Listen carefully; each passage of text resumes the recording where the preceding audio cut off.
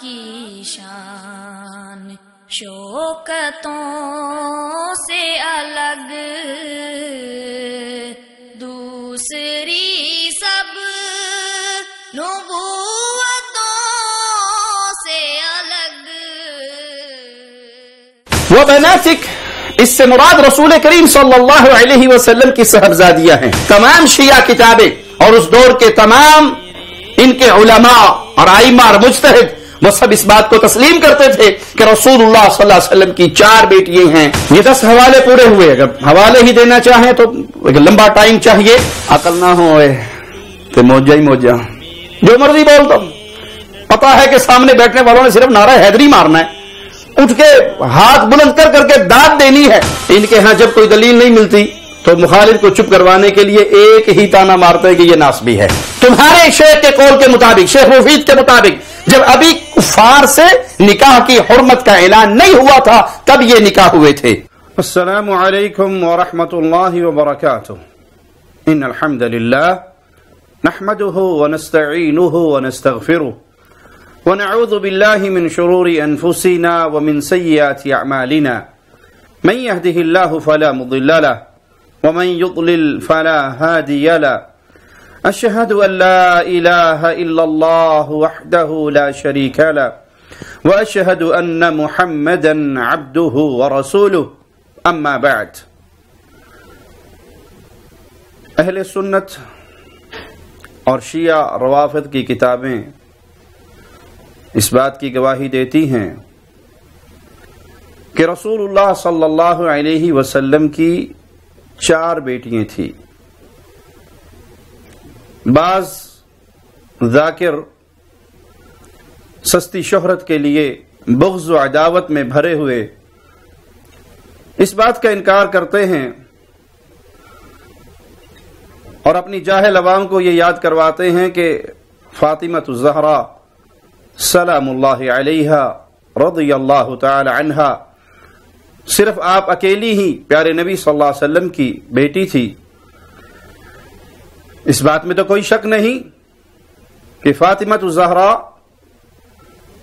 اللہ نے ان کو جو مقام دیا، جو شان دی، جو عزت دی، جو مرتبہ دیا، وہ پیارے نبی صلی اللہ علیہ وسلم کی باقی بیٹیوں سے بڑا افضل و اعلی۔ لیکن اس کا یہ معنی نہیں کہ پیارے نبی صلی اللہ علیہ وسلم کی باقی بیٹیوں کا انکار کر دیا جائے۔ آئیے کچھ دلائل ہم اللہ کے کلام سے اور پھر اس ذاکر صاحب کے ہم مذہب بڑے علماء سے ان کی کتابوں سے پیش کرتے ہیں کہ کیا رسول اللہ صلی اللہ علیہ وسلم کی صرف ایک ہی بیٹی فاطمہ الزہرا تھی رضی اللہ تعالی عنہا، یا آپ کی 4 بیٹیاں تھی؟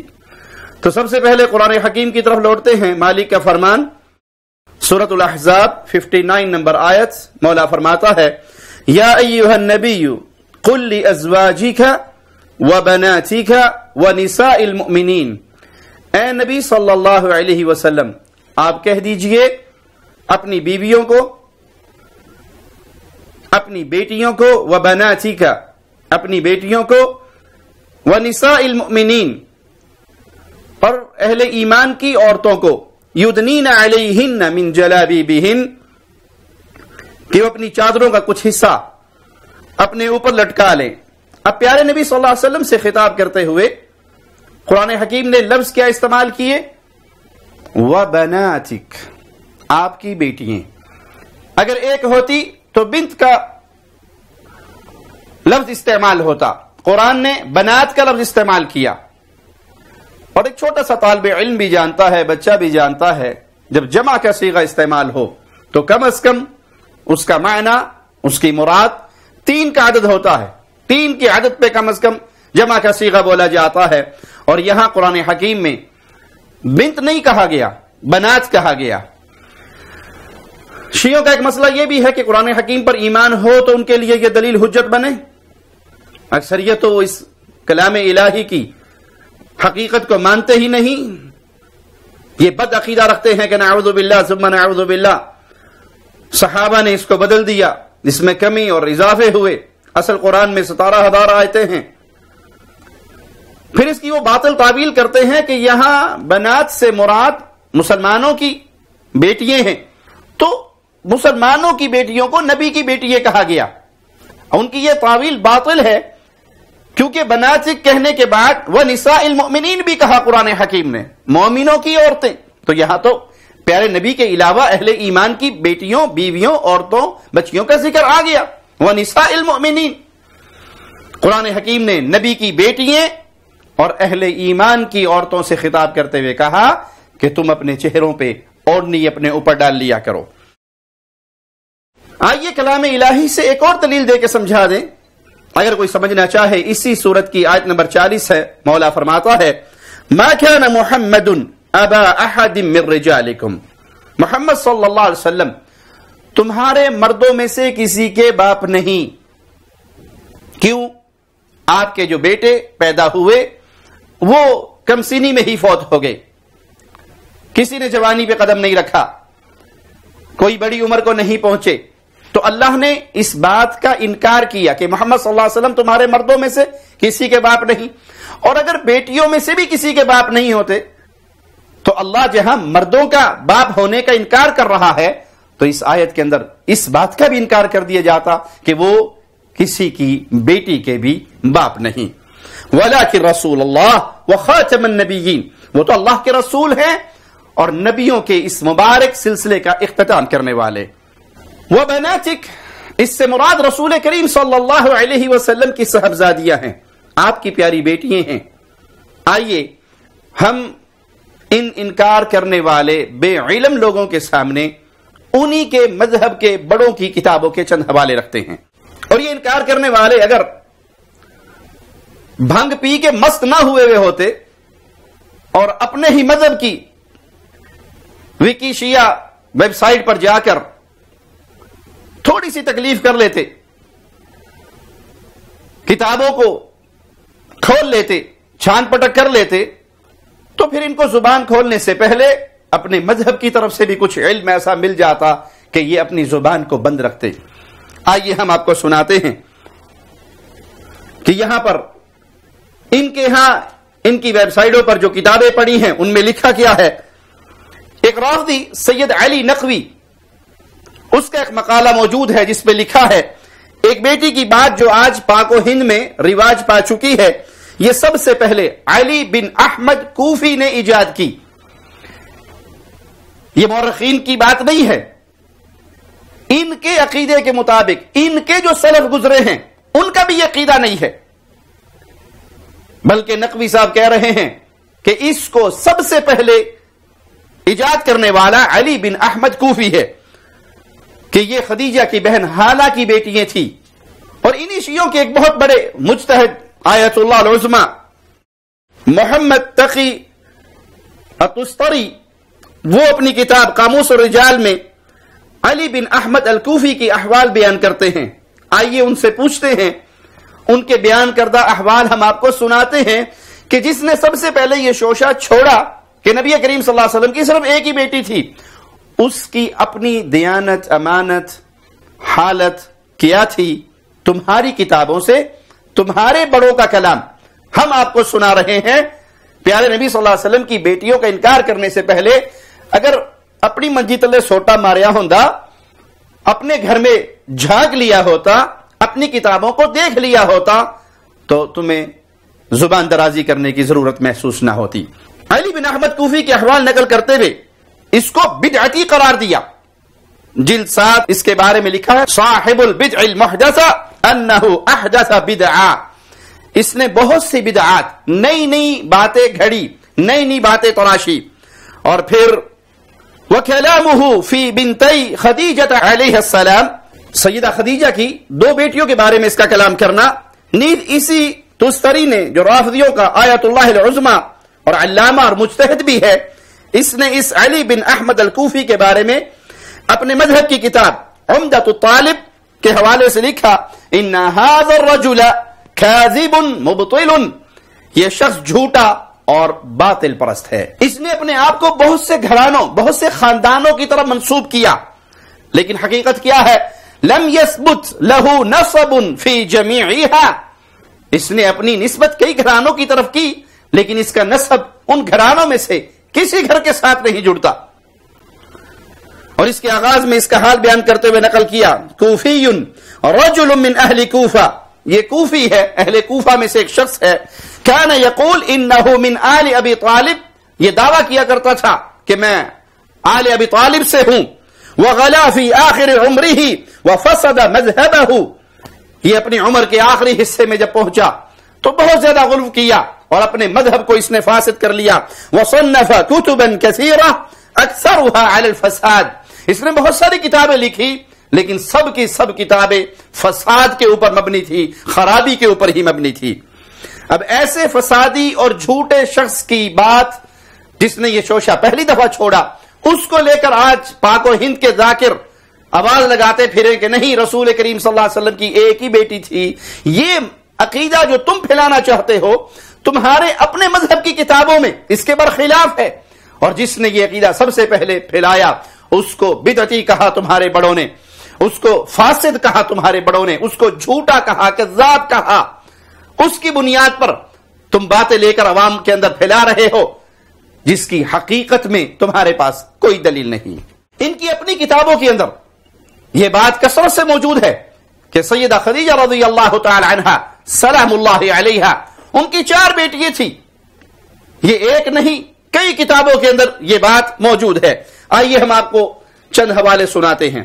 ان کے ہاں اصول 4 بڑی پائے کی کتابیں ہیں، اور اس کے اندر ایک کتاب سب سے معروف الفروع من الکافی بیروت سے جو چھپی، اس کی جلد نمبر 6 ہے اور صفحہ 230 ہے، اس پہ ایک روایت نقل کی گئی جس میں لکھا عن امامہ بنت ابی العاص و امها زینب بنت رسول اللہ، ایک روایت بیان کی گئی امامہ بنت ابی العاص جن کی والدہ زینب رسول اللہ صلی اللہ علیہ وسلم کی بیٹی تھی۔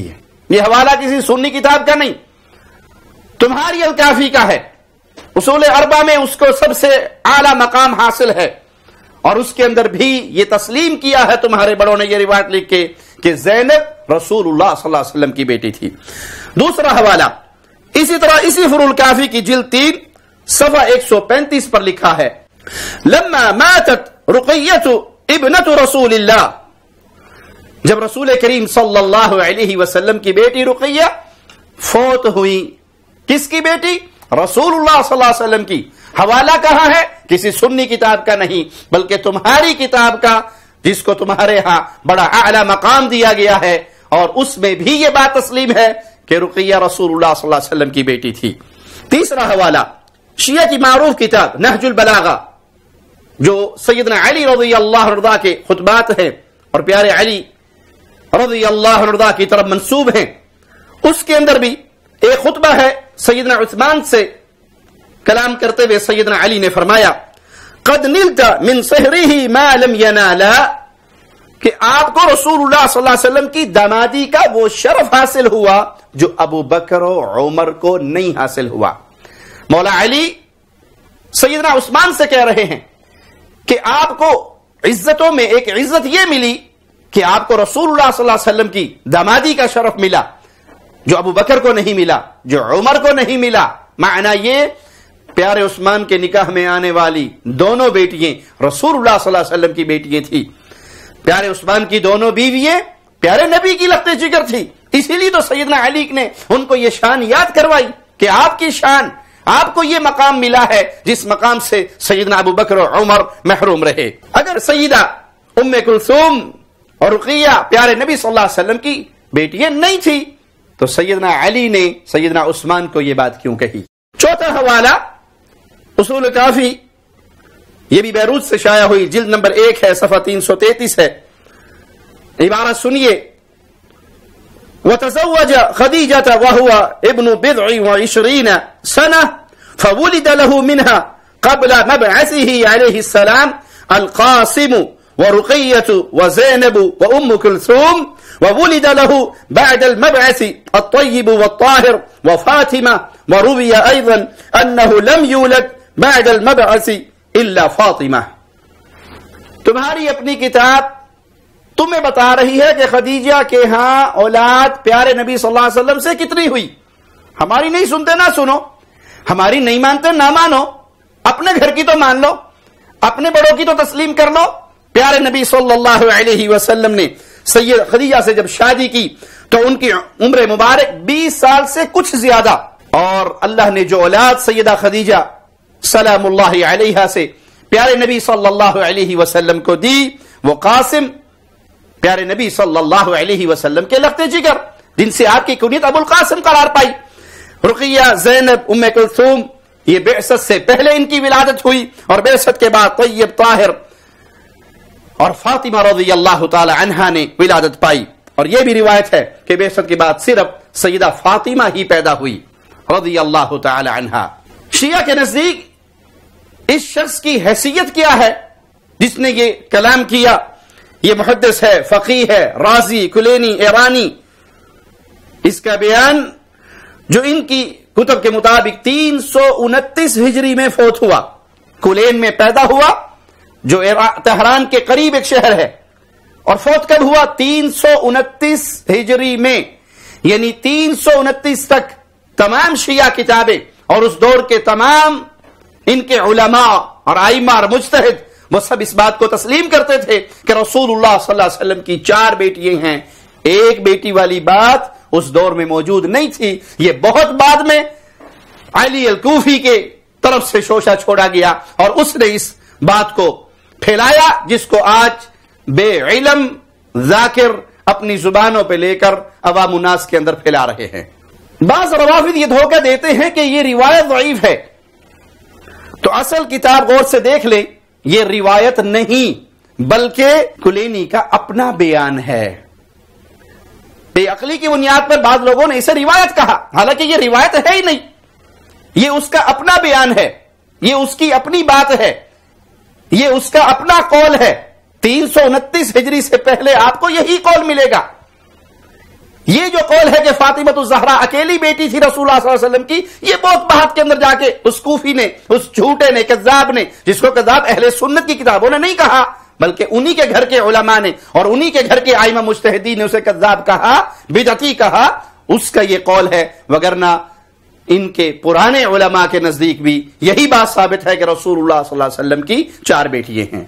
اور اگر آج کل کے رافضیوں کا طرز عمل دیکھنا ہے تو ان کے مفسر قرآن ادیب اعظم ظفر حسن نقوی الشافی کے نام سے اصول کافی کا ترجمہ کرتے ہیں، اور اس کی 3 جلد صفحہ 5 پر عربی عبارت نقل کی، لیکن صفحہ 6 اور 7 پر ترجمے کے بعد بریکٹ میں لکھ دیا یہ روایت بھی ضعیف ہے کہ یہ تینوں لڑکیاں حضرت کی پروردہ تھی، حالہ خواہر خدیجہ کے بطن سے تھی۔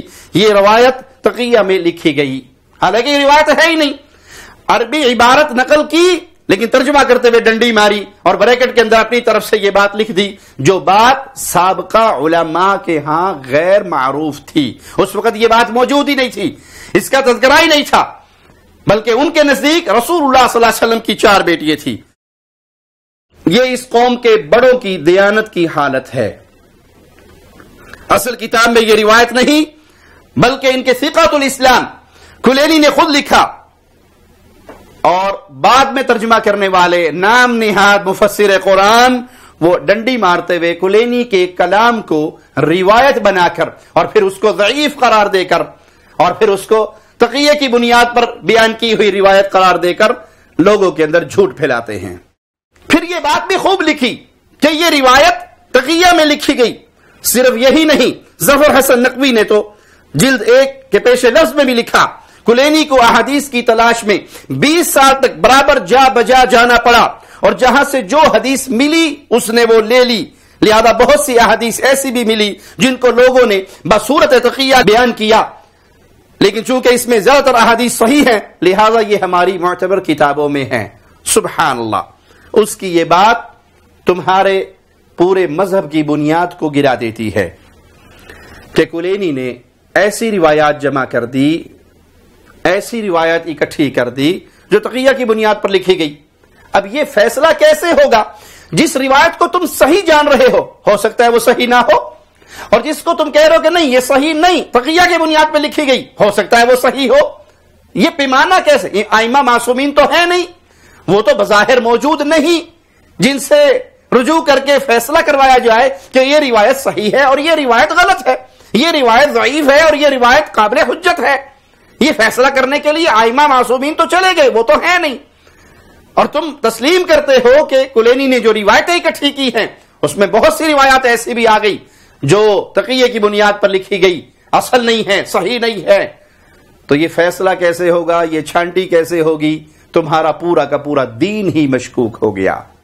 آئیے 5ویں حوالے کی طرف.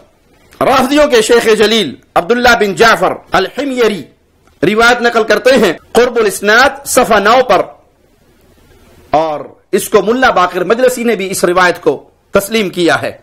ولد لرسول اللہ صلی اللہ علیہ وسلم من خدیجہ القاسم والطاہر وام کلثوم ورقیہ وفاطمہ وزینب.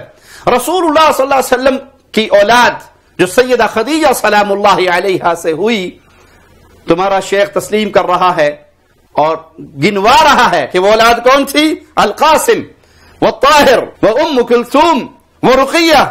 ام کلثوم، رقیہ، فاطمہ، زینب، یہ اولاد تھی جو سیدہ خدیجہ سے پیدا ہوئی. وتزوج علی علیہ السلام فاطمہ علیہ السلام، اور سیدنا علی علیہ السلام نے سیدہ فاطمہ علیہ السلام سے نکاح کیا. سیدنا علی کی شادی ہوئی سیدہ فاطمہ سے. وتزوج ابو العاص بن ربیعہ زینب، اور ابو العاص نے نکاح کیا، شادی کی سیدہ زینب سے. وتزوج عثمان بن عفان ام کلثوم، اور سیدنا عثمان نے شادی کی ام کلثوم سے. اور جب وہ فوت ہو گئی تو پھر وزوجہ رسول اللہ صلی اللہ علیہ وسلم رقیہ، تو پھر اللہ کے نبی صلی اللہ علیہ وسلم نے اپنی رقیہ بیٹی کا نکاح سیدنا عثمان سے کر دیا. یہ پوری تفصیل، کتنی اولاد ہوئی سیدہ خدیجہ سے اور کس کی کس کس سے شادی ہوئی، تمہارا شیخ عبداللہ بن جعفر الحمیری اپنی کتاب قرب الاسناد میں نقل کر رہا ہے، اور اس روایت کو ملا باقر مجلسی بھی قابل اعتبار سمجھتا ہے. آئیے 6 حوالے کی طرف. رافضیوں کی مشہور کتاب مناقب آل ابی طالب صفحہ 209، اس میں لکھا ہے ولد من خدیجہ القاسم وعبد اللہ وہما الطاہر وطیب واربع بنات زینب ورقیہ وام کلثوم وہی آمنہ وفاطمہ رضوان اللہ علیہم اجمعین. خدیجہ سے اللہ کے نبی صلی اللہ علیہ وسلم کے ہاں قاسم، عبداللہ، اور یہی دونوں طیب و طاہر تھے، اور 4 بیٹیاں زینب، رقیہ، ام کلثوم، اور یہی آمنہ تھی. اور فاطمہ نے ولادت پائی. اپنے گھر کی کتابوں کا علم حاصل کیا ہوتا، ان کے صفحات دیکھے ہوتے، اپنے بزرگوں سے ہی علم حاصل کیا ہوتا، تو تمہاری زبان سے یہ باتیں نہ نکلتی کہ صرف فاطمہ اللہ کے نبی صلی اللہ علیہ وسلم کی بیٹی ہے اور باقی 3 بیٹیاں رسول اللہ صلی اللہ علیہ وسلم کی نہیں، بلکہ آپ کے ہاں پروان چڑھی ہیں، اصل بیٹیاں آپ کی نہیں ہیں. آئیے 7ویں حوالے کی طرف. ملا باقر مجلسی، جس کو تمہارے ہاں بہت بڑا مقام دیا جاتا ہے، فخر الامہ کہتے ہو، وہ ایک روایت نقل کرتا ہے کہ رسول اللہ صلی اللہ علیہ وسلم نے فرمایا ان خدیجہ رحمہ اللہ ولدت منی طاہرہ وهو عبد اللہ وهو المطہر وولدت منی القاسم وفاطمہ ورقیہ وام کلثوم وزینب. بے شک خدیجہ نے مجھ سے طاہر، اور یہی عبداللہ اور مطہر ہیں، کو جنم دیا، اور مجھ سے قاسم کو جنم دیا، اور فاطمہ، رقیہ، ام کلثوم اور زینب کو جنم دیا.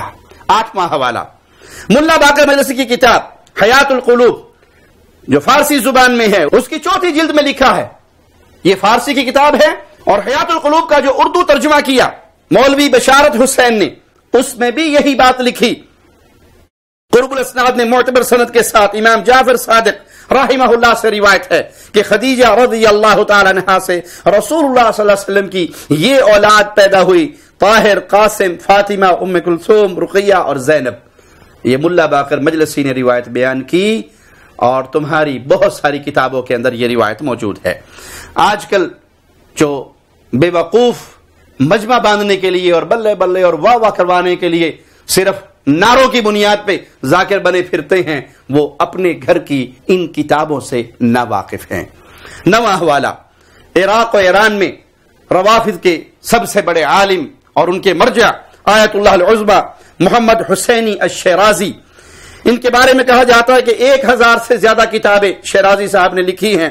شیعوں کی سب سے بڑا موسوعہ الفقہیہ جو 150 سے زیادہ جلدوں پر مشتمل ہے وہ بھی شیرازی نے ہی لکھا ہے۔ اس شیرازی کی کتاب امہات المعصومین، اس کے صفحہ 89 پر اس نے سیدہ خدیجہ رضی اللہ تعالی عنہا کی اولاد کے نام بیان کیے ہیں اور ان میں 4 بیٹیوں کا ذکر کیا ہے۔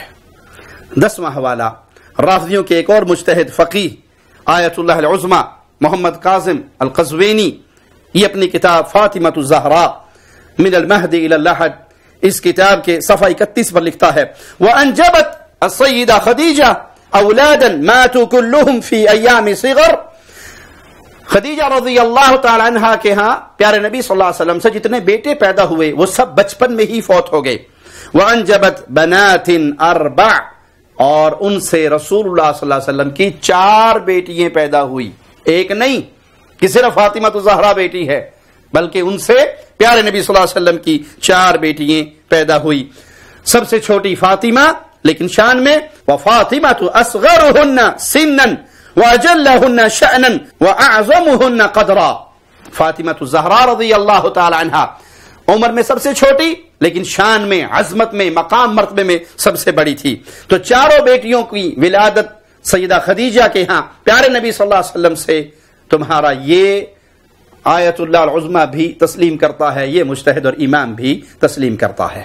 اس کے بعد قزوینی نے لکھا وَهُنَاكَ اخْتِلَافٌ بَيْنَ الْمُؤَرِّخِينَ وَالْمُحَدِّثِينَ، یہاں اختلاف ہے محدثین اور مورخین کے درمیان حول البنتین فقیل انہما لیستا من بنات النبی، پیارے نبی صلی اللہ علیہ وسلم کی 2 بیٹیوں کے بارے میں کہ وہ اللہ کے نبی صلی اللہ علیہ وسلم کی بیٹیاں نہیں ہیں، والصحیح انہما من بناتہ وصلبہ، اور حقیقت یہ ہے کہ وہ دونوں بھی پیارے نبی صلی اللہ علیہ وسلم کی بیٹیاں ہیں، آپ ہی کے نسل سے ہیں۔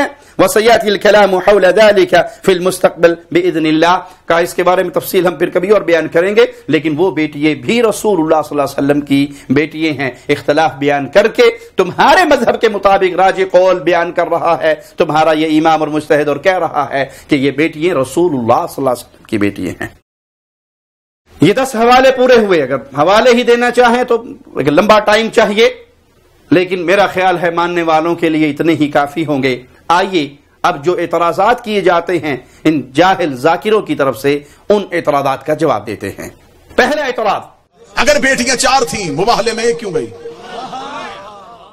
یہ واقعہ 9 ہجری میں پیش آیا اور نبی کریم صلی اللہ علیہ وسلم کی بیٹیاں ام کلثوم اور رقیہ کافی عرصے پہلے فوت ہو گئی، اور سیدہ زینب رضی اللہ تعالی عنہا سلام اللہ علیہا وہ بھی 8 ہجری کو فوت ہو گئی۔ تو جو بیٹیاں فوت ہو گئی ان فوت شدہ کو کیسے لے کر مباہلے میں آتے؟ عقل نہ ہوئے تو موجہ ہی موجہ، جو مرضی بول دو۔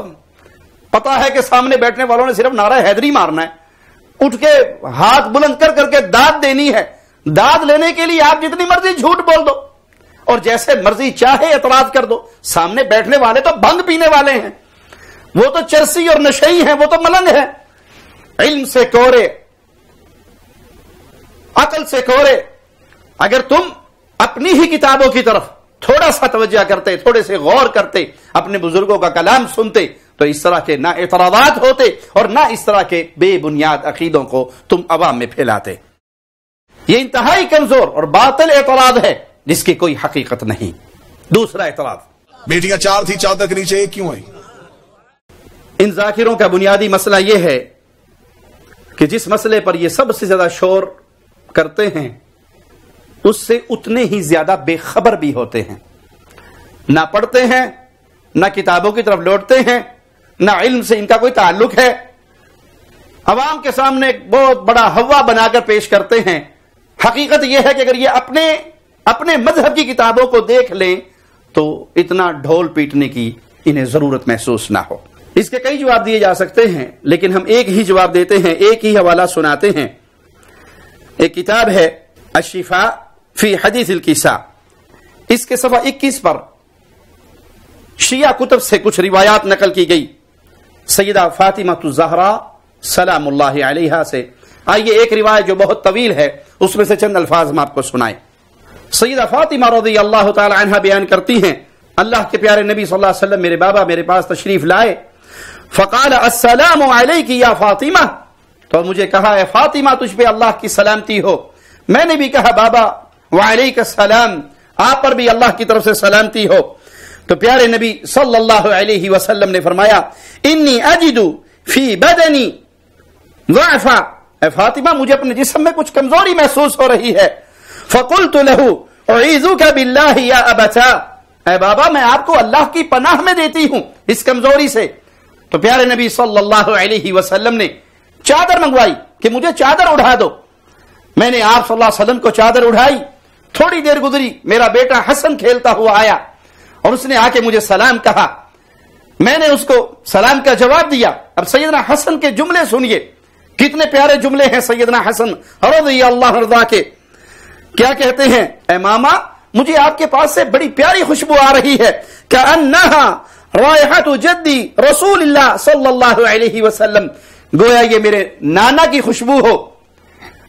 یہ پیار ہے سیدنا حسن کا پیارے نبی صلی اللہ علیہ وسلم سے، اور اسی لیے اہل ایمان محبت کرتے ہیں سیدنا حسن سے، سیدنا حسین سے، سیدہ فاطمہ الزہرا سے، سیدنا علی سے، کیونکہ ان سب سے پیار تھا محمد الرسول اللہ کو صلی اللہ علیہ وسلم۔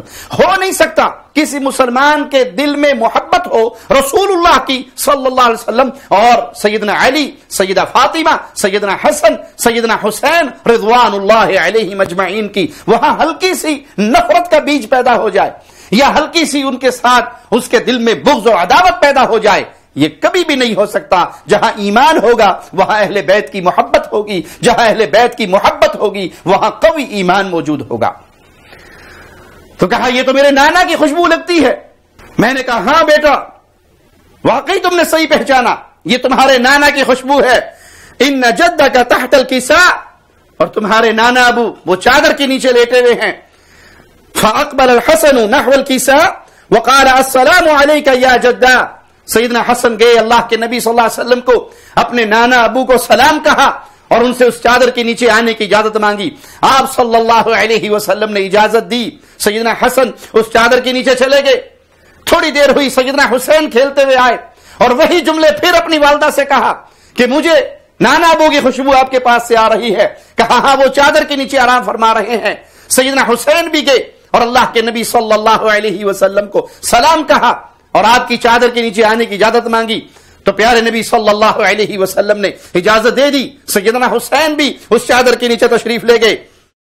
تھوڑی دیر گزری سیدنا علی تشریف لائے، انہوں نے آ کر سلام کہا اور آ کر یہی بات سیدنا علی نے بھی دہرائی جو آپ کے پیارے فرزندوں نے دہرائی تھی کہ مجھے آپ کے پاس سے رسول اللہ صلی اللہ علیہ وسلم کی خوشبو آ رہی ہے۔ تو سیدہ نے اشارہ کیا کہ اس چادر کے نیچے میرے بابا پیارے نبی محمد کریم صلی اللہ علیہ وسلم آرام فرما رہے۔ سیدنا علی ان کے پاس گئے، سلام کہا اور چادر کے نیچے آنے کی اجازت مانگی۔ رسول اللہ صلی اللہ علیہ وسلم نے اجازت دے دی۔ اب اللہ کے نبی کے ساتھ چادر کے نیچے سیدنا حسن، حسین اور سیدنا علی موجود ہیں۔ سیدہ فاطمہ الزہرا سلام اللہ علیہا بیان فرماتی ہیں کہ میں پھر اللہ کے نبی صلی اللہ علیہ وسلم کے پاس آئی اور میں نے آ کر اپنے بابا کو سلام کیا اور میں نے بھی اجازت مانگی، تو رسول اللہ صلی اللہ علیہ وسلم نے مجھے بھی اجازت دے دی اور میں بھی اس چادر کے نیچے پیارے نبی صلی اللہ علیہ وسلم کے ساتھ اکٹھی ہو گئی۔ پھر اللہ کے پیارے نبی صلی اللہ علیہ وسلم نے اپنے دائیں ہاتھ کو آسمان کی طرف بلند کیا اور فرمایا اللہم ان ہؤلاء اہل بیتی، اے اللہ یہ میرے اہل بیت ہیں۔ پیارے نبی صلی اللہ علیہ وسلم تشریف لائے، سیدہ کے گھر چادر منگوائی، لیٹے اور پھر باری باری سیدنا حسن، سیدنا حسین، سیدنا علی، سیدہ فاطمہ الزہرا رضوان اللہ علیہم اجمعین اجازت پاتے رہے اور اس چادر کے نیچے آتے رہے اور پھر آپ نے فرمایا اے اللہ یہ میرے اہل بیت ہیں۔ اب اعتراض کرنے والے عقل کے اندھے کیا اس موقع پر، جس موقع پر پیارے نبی صلی اللہ علیہ وسلم یہاں آرام فرما رہے ہیں، کیا پیارے نبی کی باقی بیٹیاں تھی؟ یہ اعتراض کرنے والے کہ اگر باقی بھی نبی کی بیٹیاں تھی تو چادر کے نیچے کیوں نہیں آئی؟ یہ تو ایک خاص موقع ہے، پیارے علی کے گھر میں یہ اکٹھے ہوئے اور اس چادر کے نیچے آئے، کیا وہاں پر وہ بیٹیاں موجود تھی؟ وہ تو موجود ہی نہیں تھی۔ جب موجود نہیں تو پھر یہ اعتراض کیسے بنتا ہے کہ چادر کے نیچے ان کو کیوں لے کر آئے؟ یہ تو تمہارے گھر کی کتاب ہے. اور سیدہ یہ روایت بیان کر رہی ہے اگر تم نے کچھ علم کو منہ مارا ہوتا, کچھ کتابوں کی طرف نظر دوڑائی ہوتی, تو پھر تم یہ جاہلوں والے, پاگلوں والے اور بے وقوفوں والے باطل اعتراضات نہ کرتے. ہم یہاں پر شان اور مقام کا معاملہ نہیں بحث کر رہے کہ کس کی شان زیادہ ہے اور کس کی شان کم ہے. کسی کی شان کم ہونے سے اس کا حسب نسب تو چینج نہیں ہو جاتا. فاطمہ تو زہرا کی شان بہت بلند ہے, تسلیم ہے, اس بات کو مانتے ہیں, لیکن اس کا یہ مطلب تو نہیں نکلتا کہ باقیوں کو تم اللہ کے نبی صلی اللہ علیہ وسلم کی بیٹی ہی تسلیم نہ کرو. میں آپ کو ایک مثال دے کر بتاتا ہوں. یعقوب علیہ السلام کے کتنے بیٹے تھے؟ 11 بیٹے. جو شان یوسف علیہ السلام کو ملی وہ باقی بیٹوں کو ملی. باقی بیٹوں کو سیدنا یوسف سے حسد ہی اس بنیاد پر تھا کہ یہ باپ کے زیادہ چہیتے ہیں, بابا کے زیادہ قریبی ہیں, ان کو بابا سے دور کر دو تاکہ ہمیں باپ کا پیار وہ والا ملے جو یہ یوسف سے کرتے ہیں. شان یوسف علیہ السلام کی اپنے بھائیوں میں سب سے بڑھ کر, لیکن اس کا معنی یہ ہوگا کہ باقی بیٹے جو تھے وہ یعقوب علیہ السلام کے بیٹے نہیں تھے. یہ کہنے والا کوئی جاہل تو ہو سکتا ہے, عقل مند ایسے جملوں کو اپنی زبان پہ نہیں لا سکتا. تیسرا اعتراض ان ذاکروں کا, آپ کی کتابوں میں آپ کو پڑھایا جاتا ہے, بچوں کو پڑھایا جاتا ہے, رسول نے اپنی بیٹی فاطمہ کو جہیز میں یہ دیا. بیٹیاں 4 تھیں, جہیز 1 کا کیوں بتایا؟ یہ اعتراض بھی ان کی کم عقلی کی دلیل ہے. کسی کو جہیز دینا اور کسی کو نہ دینا یہ دلیل بن گیا کہ وہ بیٹی ہے اور وہ بیٹی نہیں.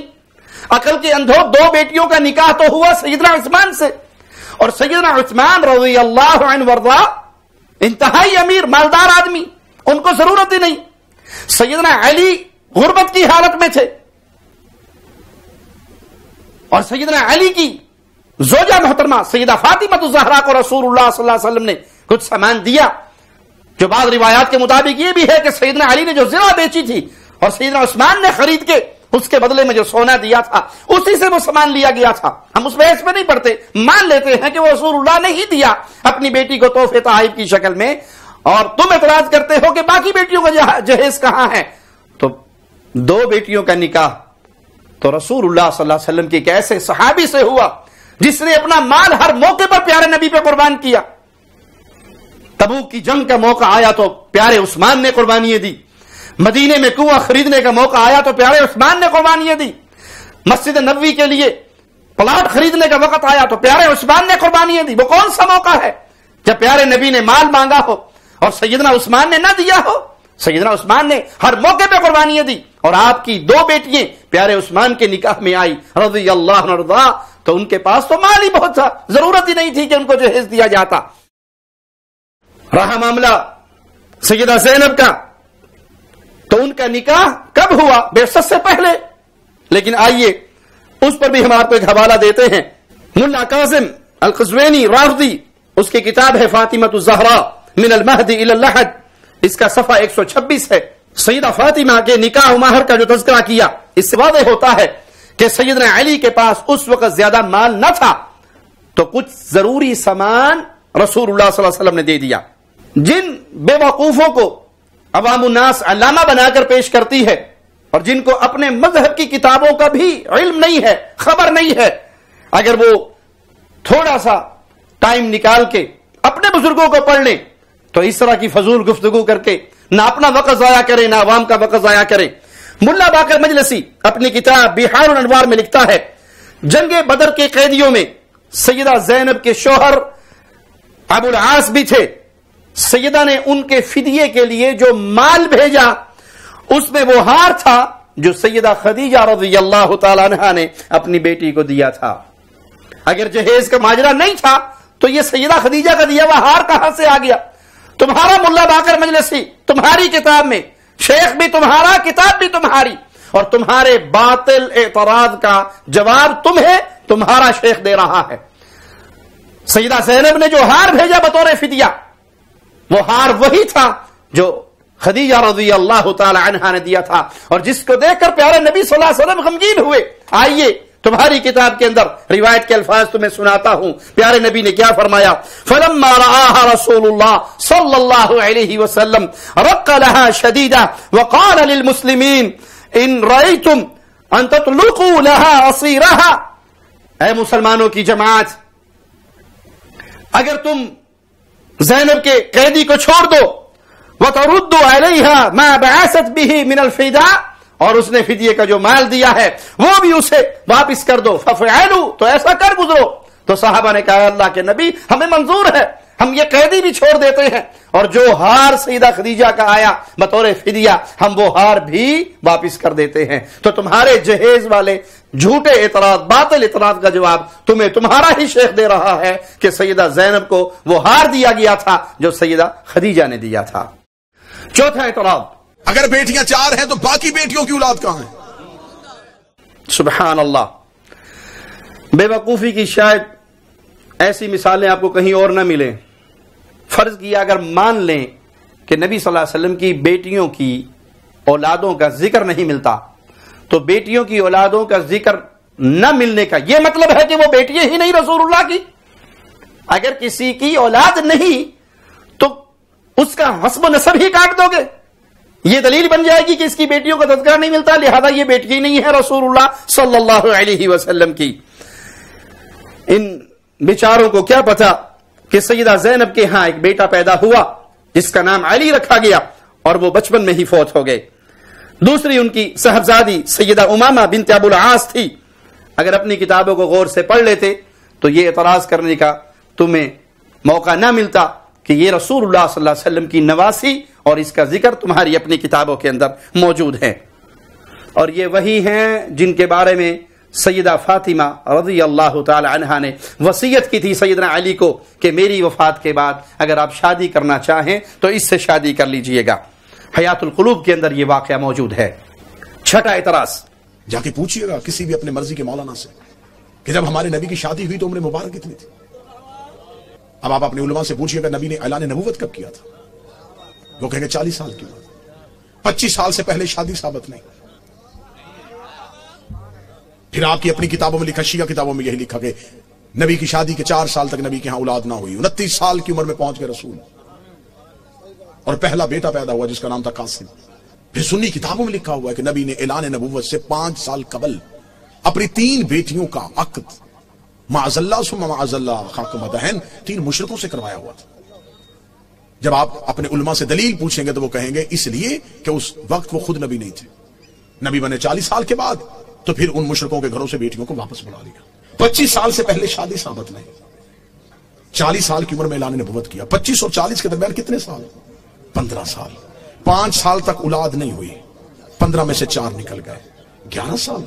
5 سال تک آپ کی کتابوں میں لکھا ہے 5 سال پہلے نبی نے شادیاں کر لی تھی. تو پھر 11 میں سے اور 5 نکال دو. 6 سال. کس مذہب میں ہے کہ 6 سال میں 3 بیٹیاں پیدا بھی ہو گئیں، جوان بھی ہو گئیں اور شادیاں بھی ہو گئیں؟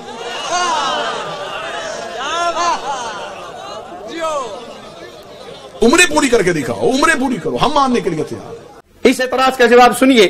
یہ سب باتیں کہ 25 سال میں شادی ہوئی، اتنے سال تک اولاد نہیں ہوئی، کسی بھی صحیح روایت سے ثابت نہیں. سیرت اور تاریخ کی کتابوں کے اندر مختلف اقوال ہیں. کہیں 20 سال کا بھی ذکر ہے، کہیں 23 سال کا بھی ذکر ہے. پھر اس کا یہ اپنا جھوٹ ہے کہ 3 صاحبزادیوں کا عقد ہو چکا تھا اور وہ اپنے گھر کو رخصت بھی ہو گئی تھی. اعلان نبوت کے بعد ان کو واپس بلا لیا گیا. یہ اس کا گھڑا ہوا اپنے پاس سے جھوٹ ہے جس کو یہ کبھی ثابت نہیں کر سکتا. یہ اپنے پاس سے گنتا ہے، لیکن چونکہ نہ اس نے اپنے گھر کی کتابیں پڑھی ہیں، نہ اس کو علم کے ساتھ کوئی تعلق ہے، تو صرف یہ اپنی عقل کی بنیاد پہ اس طرح کے اعتراضات کرتا ہے.